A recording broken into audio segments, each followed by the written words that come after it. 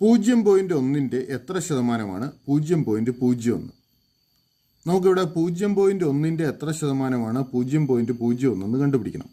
അത് കണ്ടുപിടിക്കുന്നതിനായിട്ട് 0.1 0.01 ഗുണം 100 കാണുക.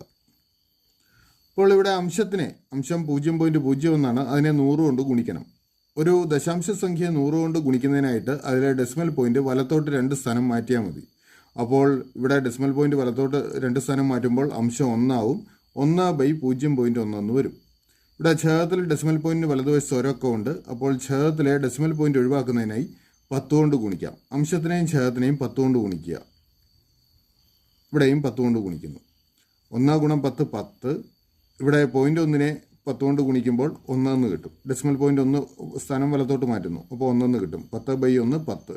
അപ്പോൾ നമുക്ക് വേണ്ട ഉത്തരം 10%. ശരി ഉത്തരം ഓപ്ഷൻ ഡി.